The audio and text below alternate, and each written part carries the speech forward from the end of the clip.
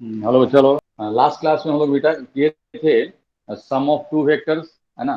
और उसके लिए हम लोग law of parallelogram of forces deal किए थे। अभी हम लोग स्टार्ट कर रहे हैं डिफरेंस ऑफ टू वेक्टर्स। तो इसको अच्छे से समझिएगा, इसका ज्यादा यूज है। डिफरेंस ऑफ टू वेक्टर्स,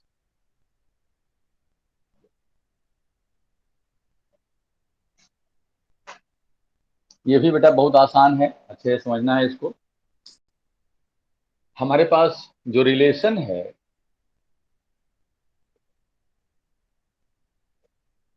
कहीं भी आपके पास टू वेक्टर्स है और कि अगर हमारे पास दो वेक्टर का डिफरेंस है, हमारे पास मैथमेटिकल एक्सप्रेशन है a माइनस बी, तो हम लोग बेटा इसको ऐसे लिख सकते हैं, a प्लस माइनस बी। अब देखो बेटा, यहाँ पर हम लोग ये सीख चुके हैं सम ऑफ टू वेक्टर्स, और हम लोग ये भी पता है कि b और माइनस बी में क्या फर्क है। b और माइनस बी में फर्क यही है कि मैग्नीट्यूड सेम होगा और डायरेक्शन अपोजिट होगा। इसका मतलब हम लोग को करना क्या है कि अगर आप b को a से माइनस करना चाहते हैं, तो आपको क्या करना पड़ेगा, a में माइनस बी को ऐड करना पड़ेगा। और हम एडिशन सीखे हुए हैं, है ना। कैसे हम लोग सीखे थे, तो याद कीजिए। सपोज कीजिए कि आपके पास दिस इज वेक्टर ए,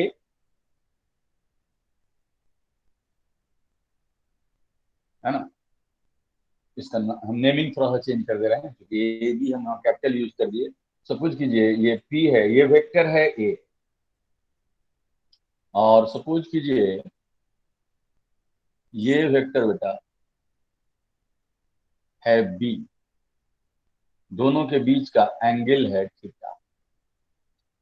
अब आपको ए माइनस बी फाइंड करना है, तो आपको क्या करना है, ए में माइनस बी को ऐड करना है। तो माइनस बी किधर होगा, बी इधर है, तो माइनस बी इसके अपोजिट होगा बेटा। इसका डायरेक्शन हम लोग रिवर्स करें।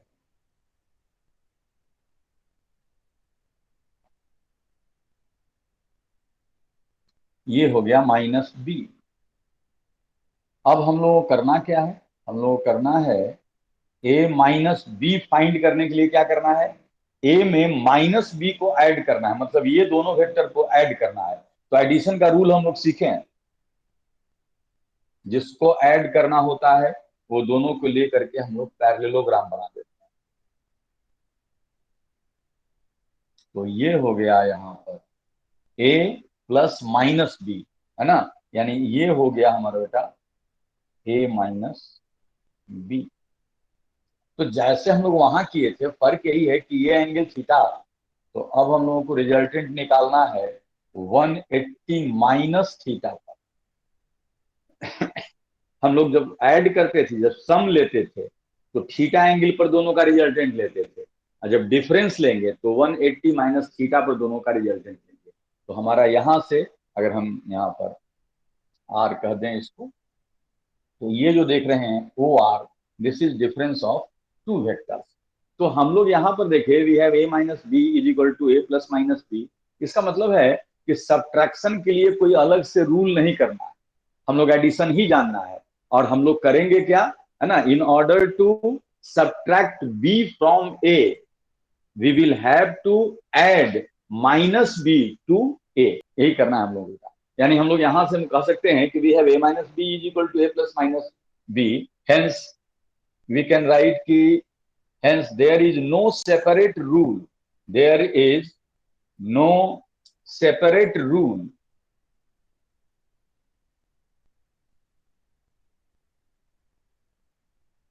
for the subtraction of a vector from given vector.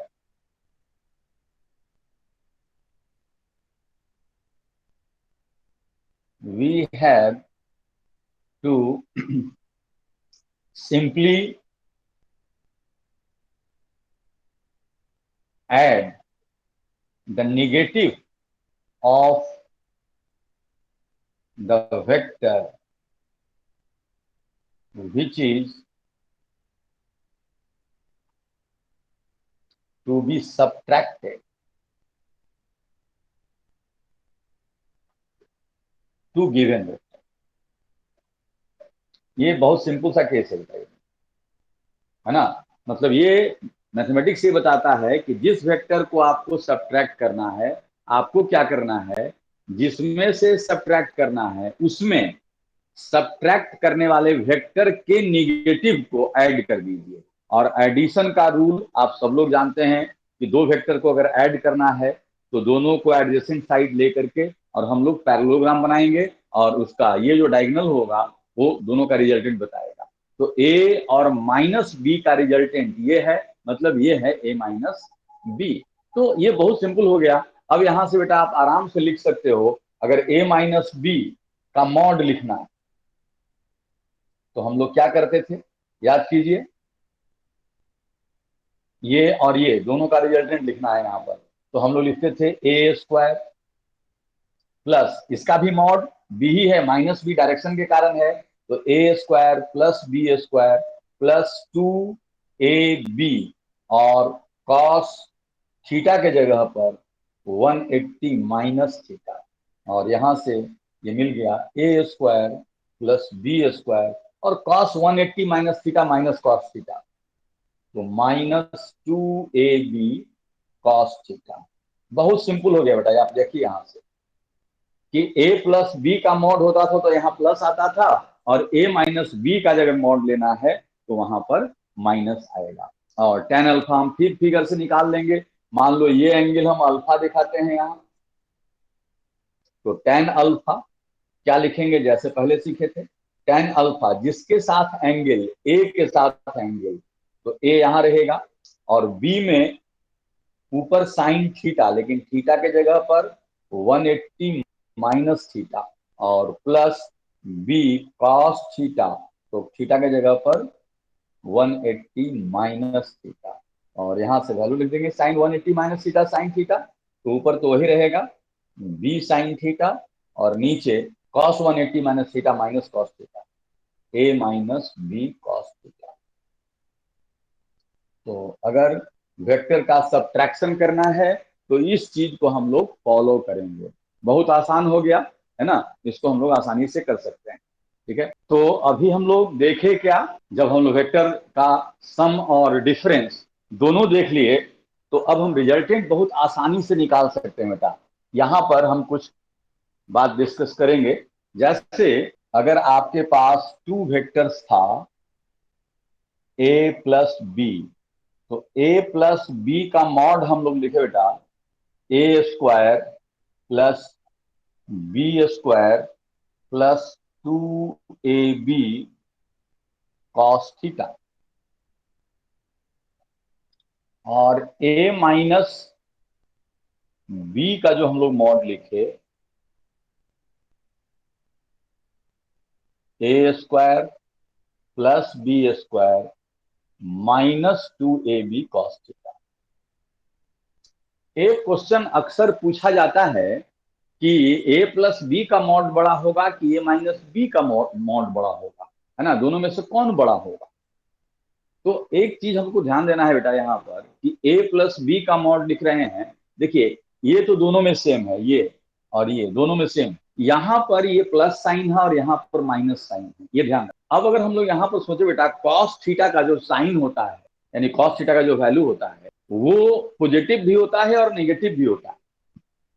तो सपोज कर लो कि दो वेक्टर के बीच का एंगल अगर 90 से बड़ा हो गया, तो 90 से बड़ा तो ये निगेटिव वैल्यू आएगा, ये प्लस हो जाएगा और ये माइनस हो जाएगा। यानी उस कंडीशन में क्या होगा, जो हम लोग सोचते हैं कि प्लस वाला बड़ा होगा और माइनस वाला छोटा होगा, तो रिवर्स हो जाएगा, डिफरेंस वाला बड़ा हो जाएगा, है ना, और सम वाला छोटा हो जाएगा। और अगर थीटा 90 से कम रहा तो बिल्कुल ऐसा ही दिखेगा, यहाँ पर प्लस होगा यहाँ माइनस होगा, तो उस केस में सम बड़ा होगा और डिफरेंस छोटा होगा। और अगर कहीं थीटा जो है 90 डिग्री हो गया तो उस केस में क्या होगा, ये तो टर्म जीरो हो गया, तो ये भी ए स्क्वायर प्लस बी स्क्वायर, ये भी ए स्क्वायर प्लस बी स्क्वायर। तो इसलिए यहां पर ऐसा नहीं सोचना चाहिए कि दो वेक्टर का जो सम लेंगे है ना उसका मैग्नीट्यूड डिफरेंस से ज्यादा होगा। वो डिपेंड कर रहा है कि एंगल क्या है। ये तीनों केस को हम लोग यहाँ डिस्कस करेंगे कि when theta less than 90 degree cos theta ये पॉजिटिव होगा, देयरफॉर है ना ए प्लस बी का मॉड ग्रेटर देन ए माइनस बी का मॉड। थीटा अगर क्या हुआ 90 से छोटा हुआ, यहां हम डायग्राम भी बना देते हैं, समझ समझ के देखेंगे आप। ऐसे 90 से छोटा एंगल दिखा रहे हैं, this is A, this is B and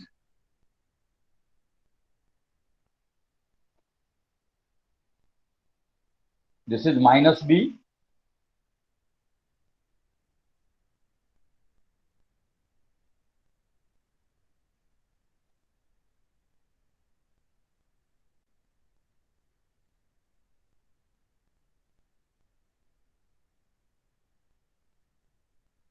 this is A plus B.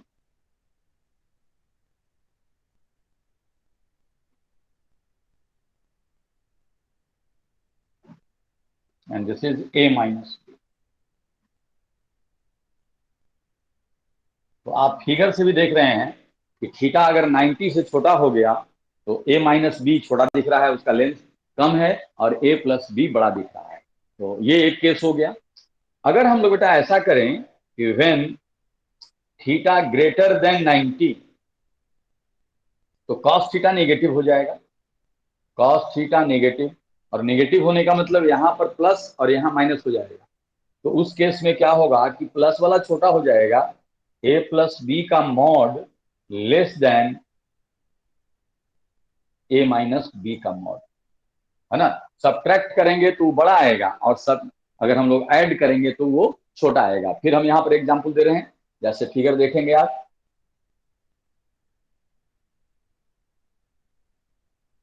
90 से बड़ा एंगल हम दिखा रहे हैं यहाँ।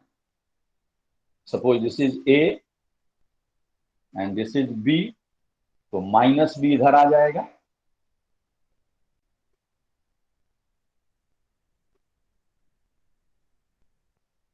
और अगर हम ऐड करेंगे, ये एंगल है थीटा, 90 से बड़ा दिख रहा है।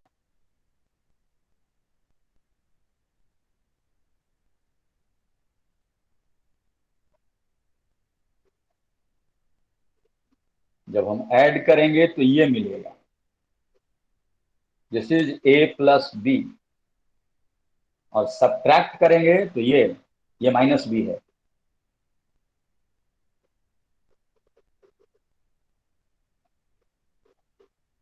तो आप देखें, ये है ए माइनस बी। तो इस केस में हम लोग देख रहे हैं कि अगर 90 से बड़ा एंगल हुआ तो डिफरेंस का जो मैग्नीट्यूड है ज्यादा हो जाता है सम से, this is A plus B. और अगर थर्ड केस 90 डिग्री लें तो कॉस थीटा जीरो हो जाएगा, theta is equal to 90 degree cos theta zero. तो कॉस थीटा अगर जीरो हो गया तो इसका और इसका मैग्नीट्यूड आप देख रहे हैं बराबर, क्योंकि ये खत्म हो जाएगा, है ना। और उसका भी आप डायग्राम बना सकते हैं, 90 का डायग्राम हम यहां बना देते हैं।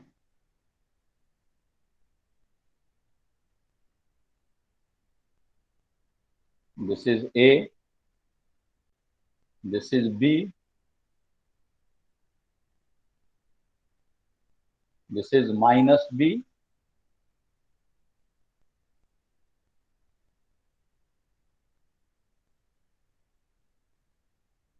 ए प्लस बी, और फिगर देख के बता सकते हैं, this is A minus B, दोनों इक्वल हो गया। तो इस तरह से ये क्वेश्चन पूछा जाता है, तो आप हमेशा ऐसा नहीं सोचेंगे कि सम है तो ज्यादा हो जाएगा, है ना। वो आपको डिपेंड करेगा कि एंगल का वैल्यू क्या है, एंगल के वैल्यू के ऊपर डिपेंड करेगा, है ना। तो ये चीज भी बहुत इंपॉर्टेंट है, इसमें ध्यान रखेंगे इसको।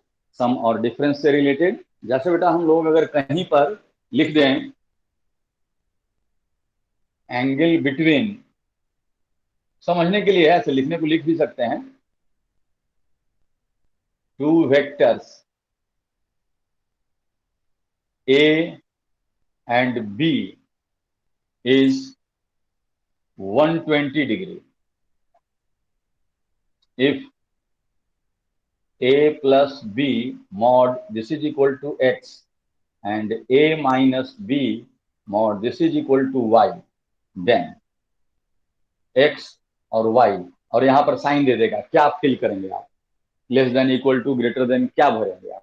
तो बहुत आसानी से एंगल है 120 डिग्री, तो 120 ग्रेटर देन 90, तो ग्रेटर देन 90 में हम लोग बताए थे कि ये बड़ा हो जाता है ये छोटा हो जाता है, यानी हम लोग ये लिख देंगे। तो ये चीज हमेशा ध्यान रखेंगे आप, है ना, ऐसा क्वेश्चन मिलता है हम लोगों को, तो इसका हम लोग थ्योरी भी कर लिए उधर उसको भी कर लिए। अब हम यहाँ पर एक क्वेश्चन, बहुत ही कॉमन क्वेश्चन है, उसको हम पूछ रहे हैं,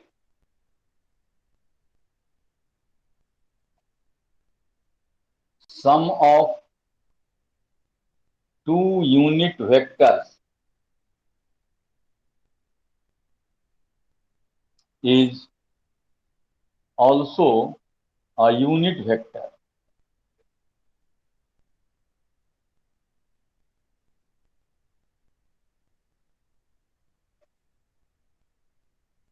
What will be the magnitude of their difference?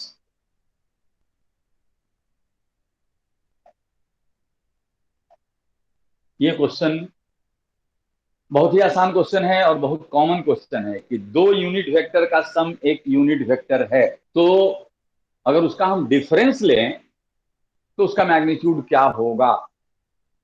तो लास्ट क्लास में हम ये चीज सिखाए थे कि वन और वन का रिजल्ट, दो यूनिट वेक्टर का सम, यहां देख रहे हैं unit, sum of two unit vectors मतलब resultant, sum of two unit vectors is also a unit vector.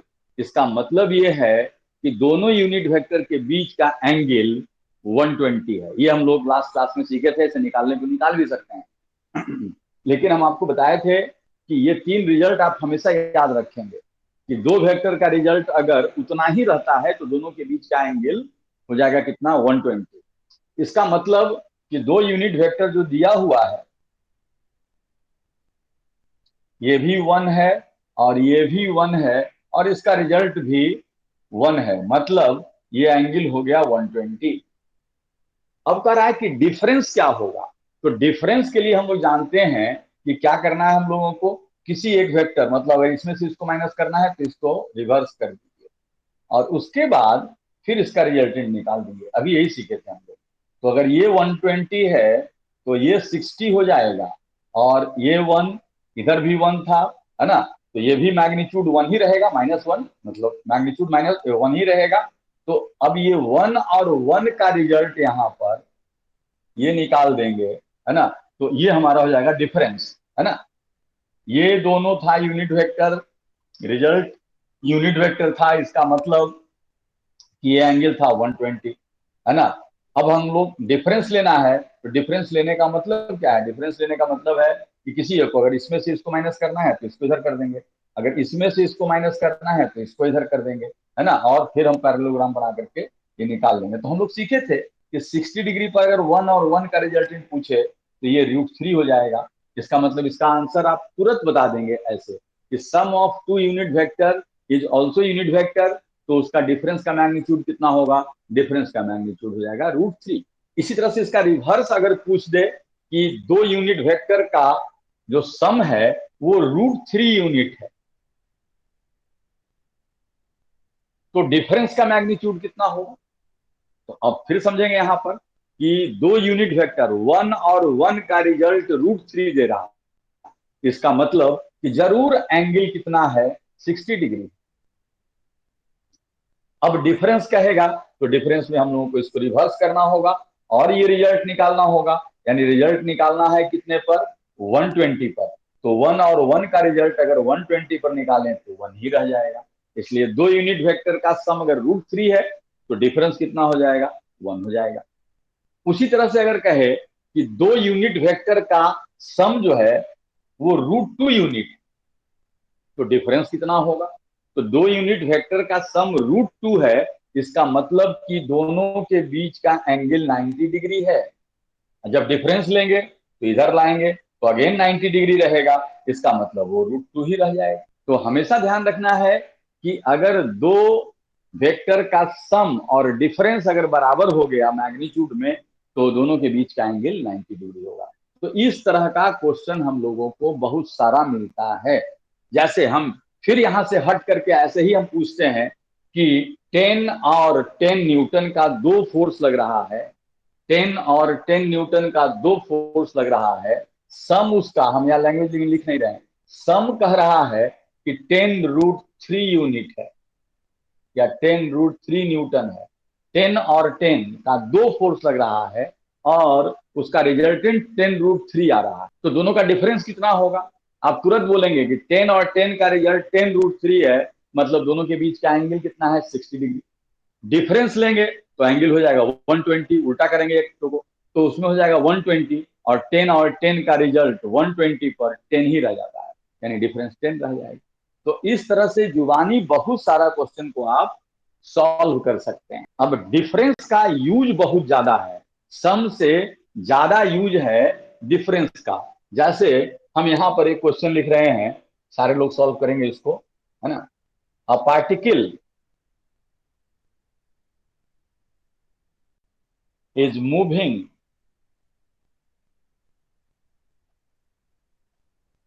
towards east with 4 meter per second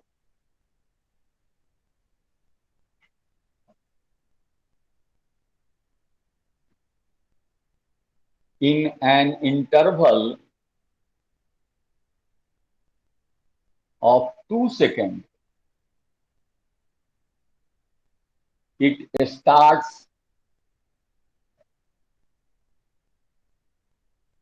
moving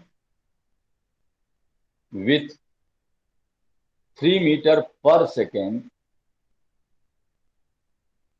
towards north, 3 meter per second towards north। पहले move कर रहा था, particle moving towards east with 4 metre per second, है ना, in an interval of 2 second it starts moving with 3 metre per second towards north, है ना। Find magnitude and direction of average acceleration, है ना। ये अगर हम वेक्टर डिफरेंस कर रहे हैं तो ये बहुत आसान क्वेश्चन है ये समझने के लिए। A particle is moving towards east with 4 metre per second in an interval of 2 second it starts moving with 3 metre per second towards north, find magnitude and direction of average acceleration. तो बेटा यहां ध्यान रखना है, average acceleration तुम कैसे निकालते हो।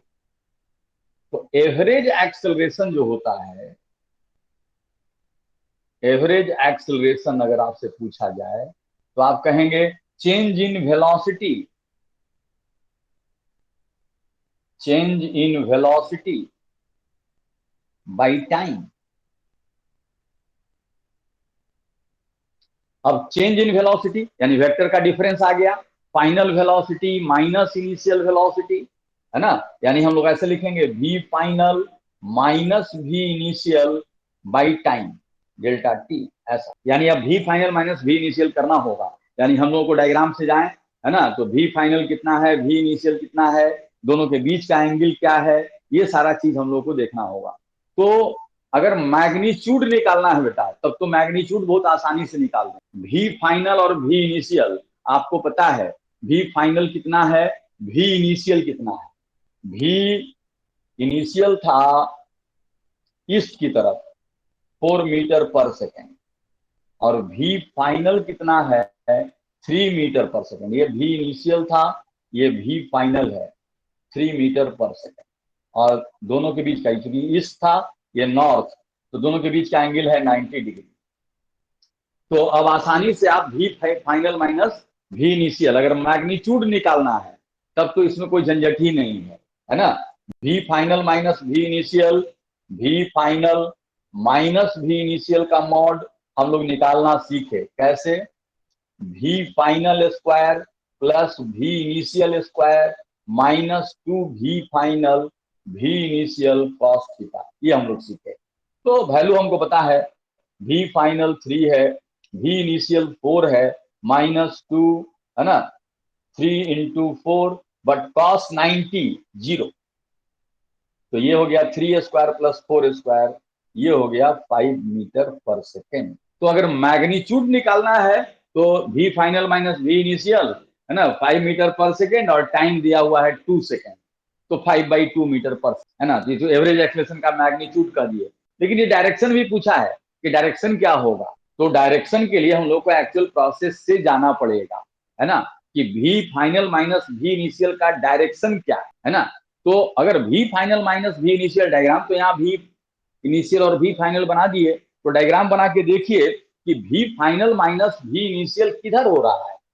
तो आप यहाँ देखें, डायग्राम से जाएंगे तो बहुत जल्दी बता देंगे, आप केवल देखेंगे और तुरंत बता देंगे। अभी इनिशियल ये कंडीशन क्या था, इधर ईस्ट है, नॉर्थ है, वेस्ट है, साउथ। इनिशियल वेलोसिटी ये था बेटा, ये है भी इनिशियल, इसका मैग्नीट्यूड दिया हुआ है 4। और ये नॉर्थ की तरफ था भी फाइनल, है ना, ये है भी फाइनल। हम लोग को निकालना है भी फाइनल माइनस भी इनिशियल। तो हम लोग पढ़े कि जिसको माइनस करना होता है उसको रिवर्स कर देते हैं, तो ये हो गया माइनस भी इनिशियल। अब हम लोग क्या करें, ये दोनों का रिजल्टेंट ले लेंगे,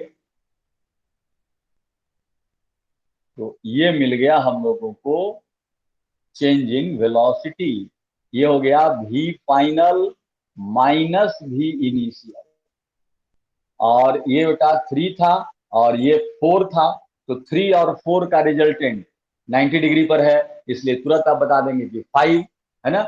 और एंगल भी आप निकाल लेंगे, है ना, ये 4 है, ये 3 है, तो ये एंगल भी निकाल सकते हैं, ये एंगल भी निकाल सकते हैं। डायग्राम से आप देखिए, अगर एंगल ले रहे हैं हम लोग तो क्या हो गया, अगर हम ये एंगल थीटा मान रहे हैं तो tan थीटा 3/4, यानी थीटा हमारा हो गया 37 डिग्री। 37 डिग्री, ये एंगल 37 डिग्री, तो उसको हम लोग क्या लिखेंगे, हम लोग लिखना सीखे थे 37 degree north of west, 37 degree north of west. तो एवरेज एक्सेलरेशन अगर लिखना है ए एवरेज, तो मैग्नीट्यूड कितना हो गया, चेंज इन वेलोसिटी हो गया 5, टाइम हो गया 2, है ना, ये हो गया मीटर/सेकेंड²। और डायरेक्शन क्या हो गया 37 डिग्री नॉर्थ ऑफ वेस्ट। ये सारे लोग समझेंगे बेटा इसको कैसे हम लोग निकाले। Initial velocity 4 metre per second towards east, final velocity 3 metre per second towards north. तो change in velocity final minus initial, minus करने का मतलब इसको उल्टा करेंगे और उल्टा करके दोनों का रिजल्टेंट ले लेंगे, है ना, क्योंकि निगेटिव वेक्टर सब्ट्रैक्शन का रूल ही है, जिसको माइनस करना होता है उसको रिवर्स कर देते हैं, है ना, और फिर दोनों का रिजल्टेंट निकाल लेते हैं। तो ये हो गया V final minus V initial. और जिस डायरेक्शन में चेंज इन वेलोसिटी उसी डायरेक्शन में एक्सेलरेशन।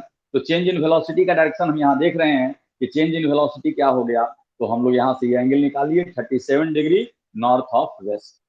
तो इस तरह से हम लोग यहाँ पर एक्सेलरेशन निकालेंगे। तो इस तरह से, क्योंकि इसमें बहुत मतलब जो भी यूज आएगा एडिशन से ज्यादा सब्ट्रैक्शन, लेकिन अभी आपको बताए कि सब्ट्रैक्शन कुछ अलग नहीं है, सब्ट्रैक्शन जो है एडिशन ही है ना। क्या करते हैं, जिसको माइनस करना होता है उसको रिवर्स करके ऐड करते हैं। तो इस तरह से हम लोग, जैसे हम और भी क्वेश्चन दे सकते हैं, पहले इसको सब लोग कर लीजिए, फिर हम एक क्वेश्चन दे रहे हैं और आप लोग बनाएंगे उसको।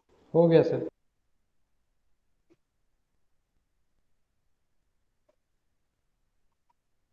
A particle is moving with 10 meter per second towards east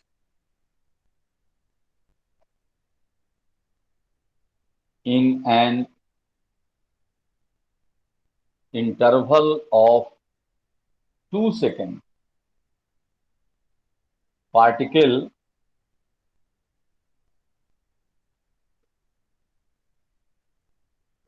starts moving with 10 meter per second towards 60° north of east. Find magnitude and direction of average acceleration of the particle. फिर हम लोग डायग्राम पर यहां पर देख रहे हैं, diagram में क्या क्या है।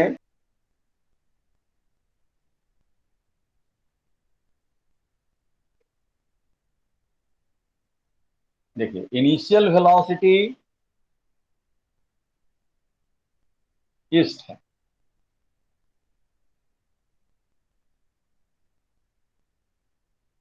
और इसका मैग्नीट्यूड दिया हुआ है हम लोगों को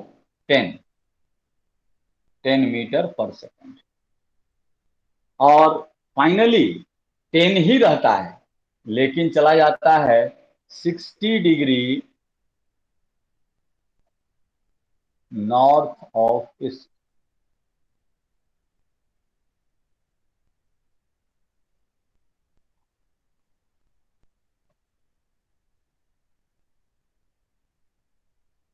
ये एंगल है 60°। मान लेते हैं ये ए लिख रहे हैं, ये बी लिख रहे हैं, तो ये फाइनल वेलोसिटी है, ये भी है 10 मीटर पर सेकंड। अब फिर हम लोगों को चेंज इन वेलोसिटी निकालना होगा, तो चेंज इन वेलोसिटी फिर फाइनल माइनस इनिशियल, फाइनल है ओ बी, तो इसमें से इसको माइनस करना है, माइनस करना है मतलब हम लोग इसको ऐसे रिवर्स कर देंगे इसको, तो मैग्नीट्यूड तो 10 ही रहेगा, लेकिन एंगल ये 120 हो गया। अब हम ये रिवर्स हो गया इनिशियल का और ये फाइनल, दोनों का रिजल्टेंट ले लेंगे।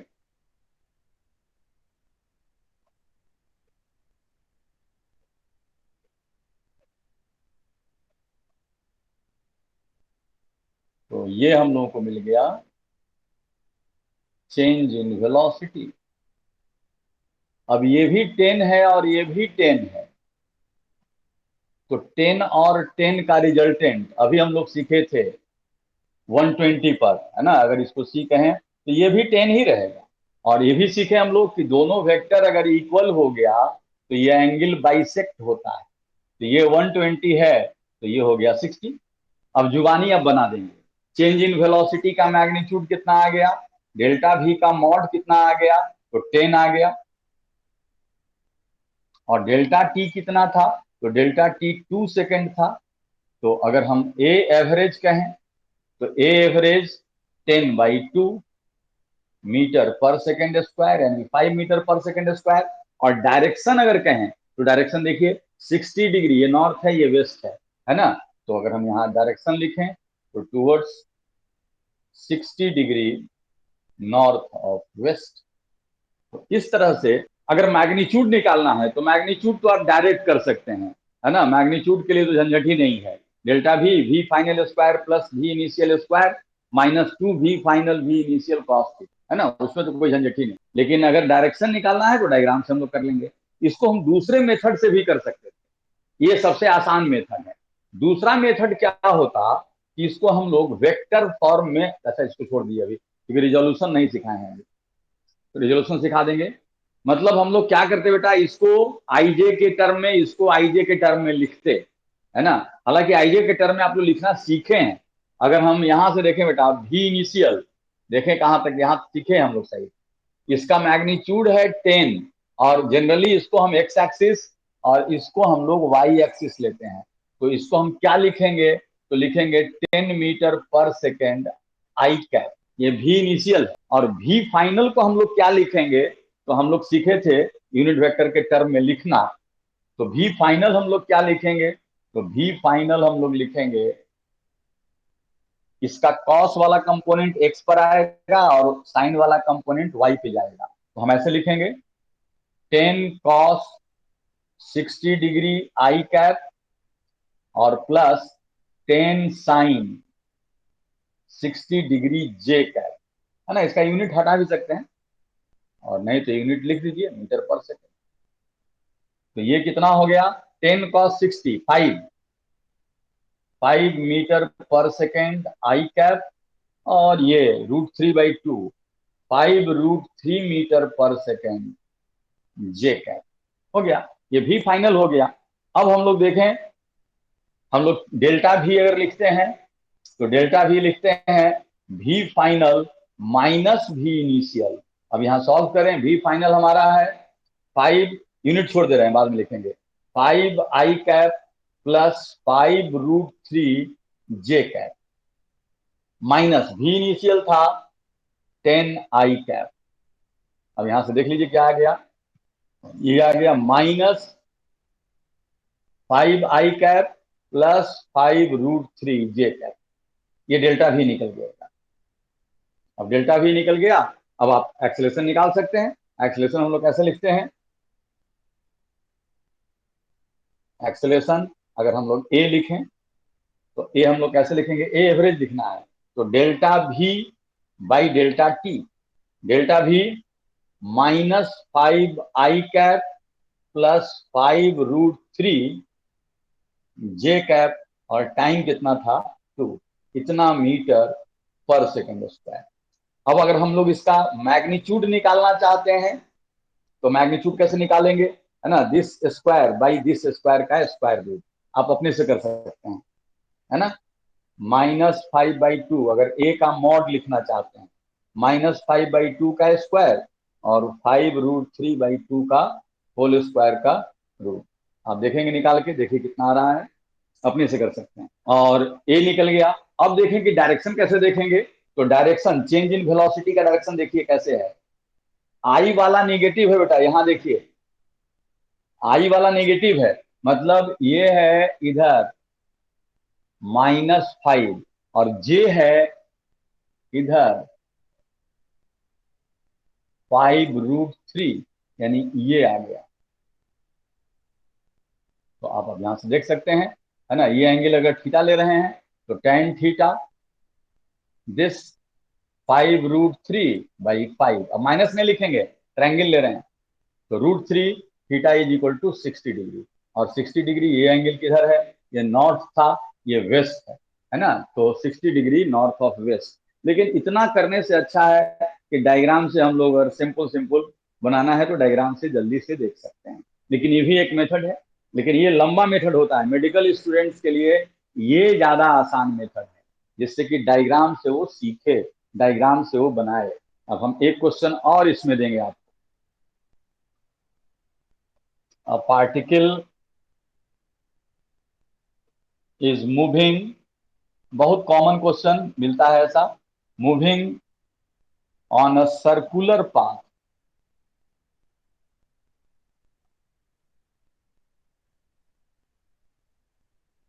Of radius r with constant speed v,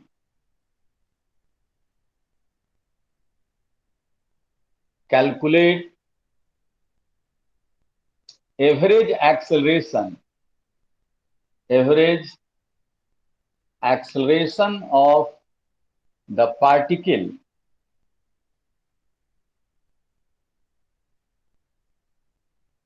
during a time interval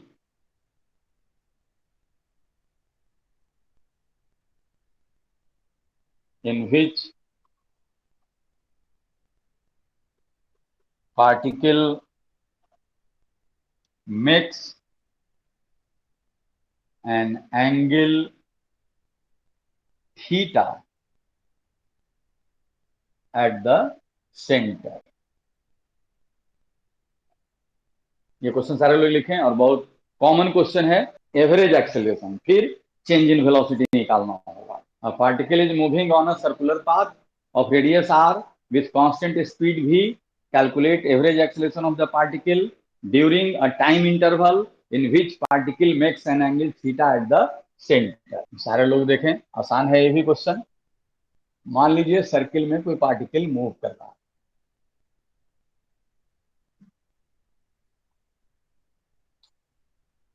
suppose कीजिए कि पार्टिकल यहां पर था, शुरू में पार्टिकल इनिशियली यहां था, पार्टिकल का ये पोजीशन है। तो यहाँ जो वेलोसिटी होगा उसका डायरेक्शन, मान लीजिए ऐसे एंटी क्लॉक घूम रहा है ये, तो यहाँ जो वेलोसिटी का डायरेक्शन है ऐसे, यह भी इनिशियल और थीटा एंगल से ही घूम गया।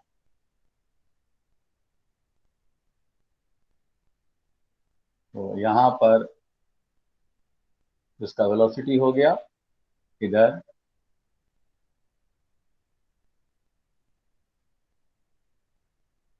ये भी फाइनल, और भी फाइनल और भी इनिशियल का मॉड है भी, क्योंकि अभी आप देखे कह रहा है यूनिफॉर्म स्पीड, कांस्टेंट स्पीड, तो दोनों का मॉड है भी। अब बेटा हम लोग अगर गौर करें, भी फाइनल और भी इनिशियल के बीच एंगल, ये देखिए, यह है भी फाइनल और ये है भी इनिशियल, दोनों के बीच का एंगल ये। तो आप देखिए ये एंगल थीटा है बेटा, ये 90 है और ये 90 है, तो ये प्लस ये 180 और ये प्लस ये 180, मतलब ये भी एंगल थीटा है। डायग्राम देख लीजिए अच्छे से, ए से ये मान लो बी पर आ गया, तो ये एंगल 90 है, यहाँ से ये टैंजेंट ऐसे बनाए हैं, और इधर तो ये भी एंगल 90, तो ये 90 90 180, तो ये प्लस ये 180 और ये प्लस ये 180। तो अगर हम देखें दोनों को इक्वेट करेंगे तो ये दोनों एंगल इक्वल होगा, मतलब भी फाइनल और भी इनिशियल के बीच का जो एंगल है वो थीटा है। तो डेल्टा भी का मैग्नीट्यूड हम डायरेक्ट लिख सकते हैं यहाँ आराम से। कैसे? भी फाइनल स्क्वायर भी इनिशियल स्क्वायर प्लस 2 भी फाइनल, सॉरी माइनस यहाँ का चेंज है, 2 भी फाइनल भी इनिशियल कॉस थीटा। तो डेल्टा भी का मतलब क्या है? भी फाइनल माइनस भी इनिशियल, इसका मॉड। तो भी फाइनल भी था, भी इनिशियल भी था, माइनस 2 भी स्क्वायर कॉस थीटा। ये हो गया 2 भी स्क्वायर माइनस 2 भी स्क्वायर कॉस थीटा।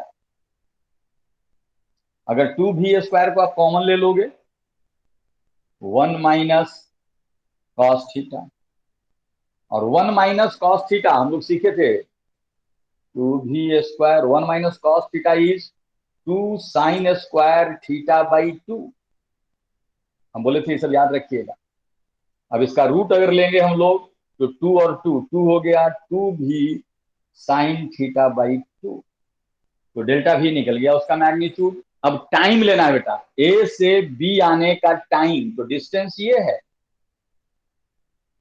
टाइम अगर डेल्टा टी लिखना है तो आप लिखेंगे arc A B by speed. सब लोग समझेंगे इसको।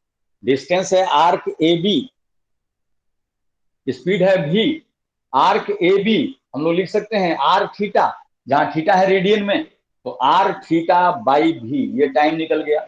अब magnitude of average acceleration,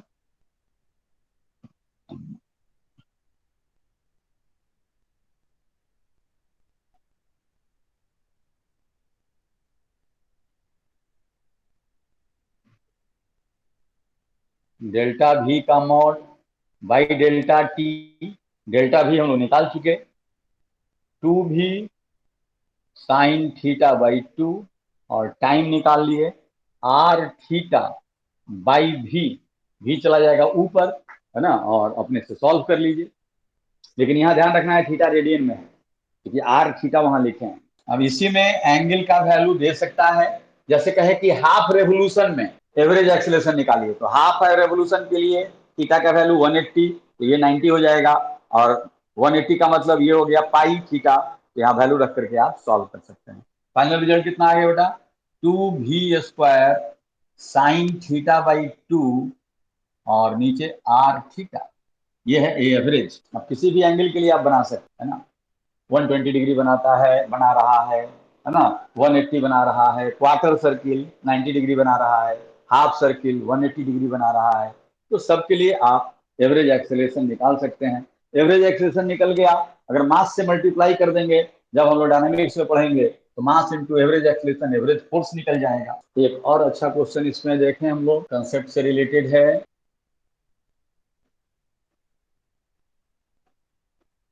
A vector is rotated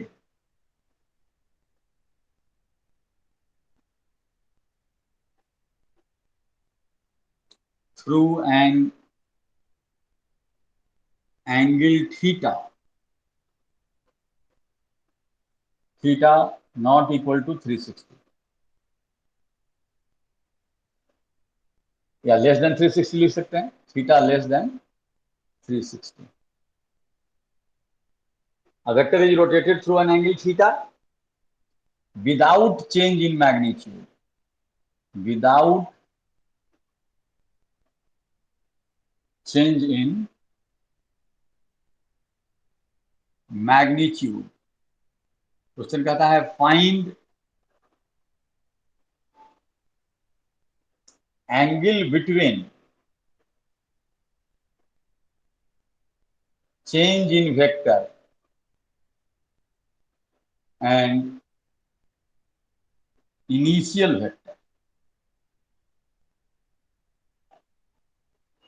एक वेक्टर को हम लोग रोटेट कर रहे हैं थीटा एंगल से, मैग्नीट्यूड चेंज नहीं कर रहे हैं, तो कहता है चेंज इन वेक्टर और इनिशियल वेक्टर के बीच का एंगल क्या हो। ये भी क्वेश्चन बहुत आसानी से बना सकते हैं डायग्राम से बेटा। कोई भी वेक्टर है,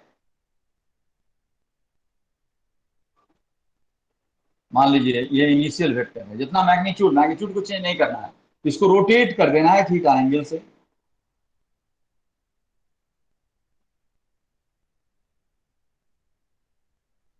यहां आ गया फाइनल वेक्टर, ये हो गया, ये एंगल थीटा है।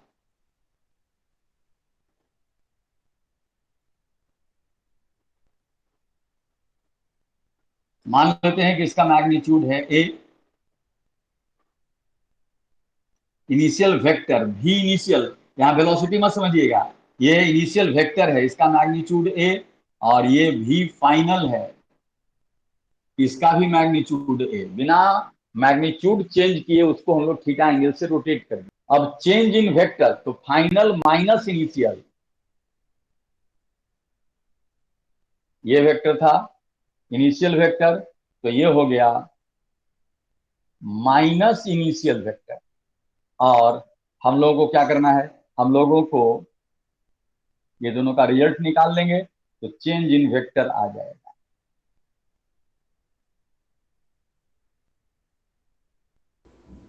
ये आ गया चेंज इन वेक्टर,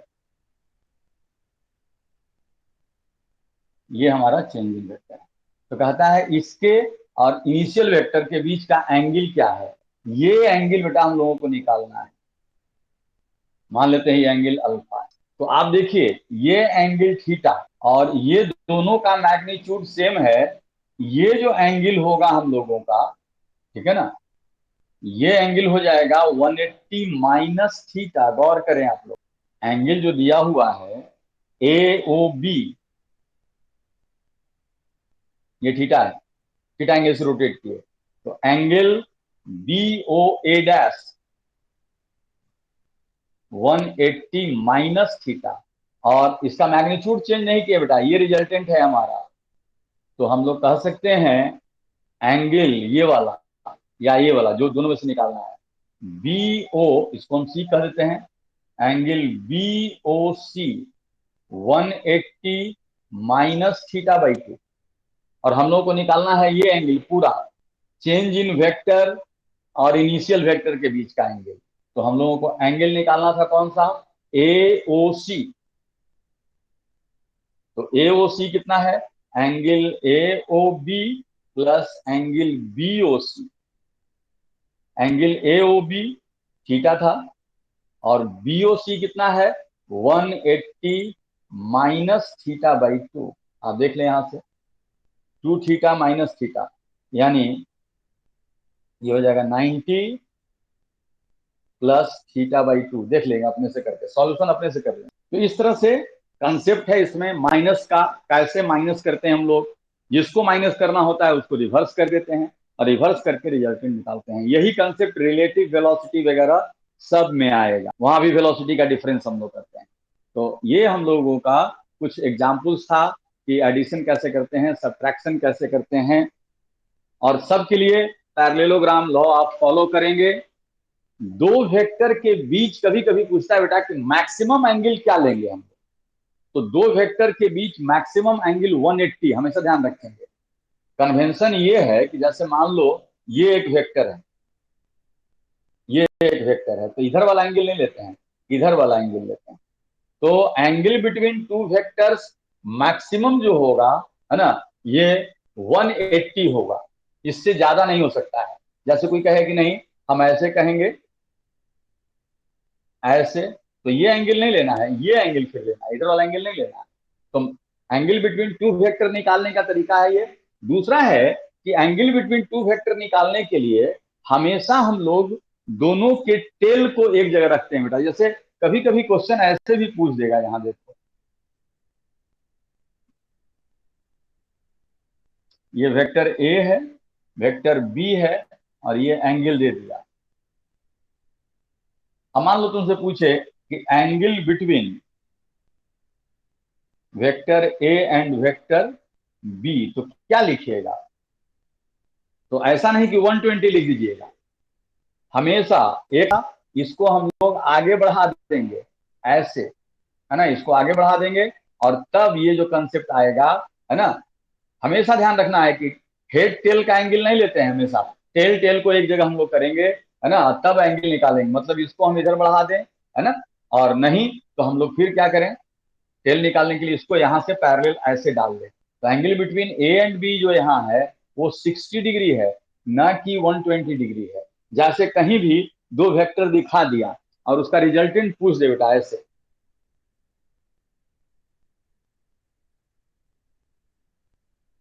ये 10 मीटर है,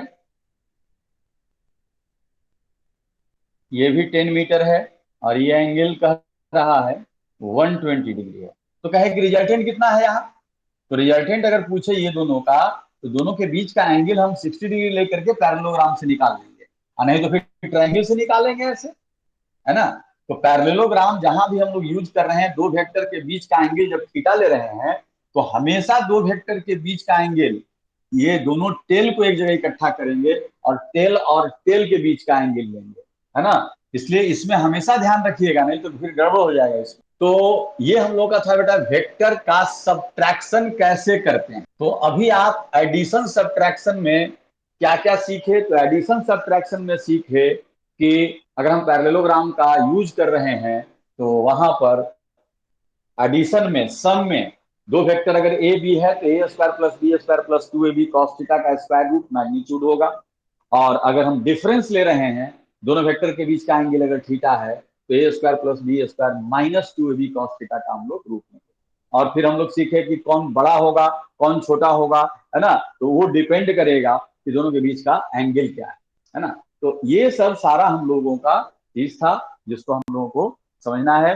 अब हम लोग फिर बेटा नेक्स्ट क्लास जो हम लोग करेंगे उसमें थोड़ा सा और हम आगे जाएंगे, नहीं होगा कुछ रिलेटिव वेलोसिटी का कॉन्सेप्ट देंगे, और नहीं तो फिर हम लोग वेक्टर मल्टीप्लीकेशन में आ जाएंगे।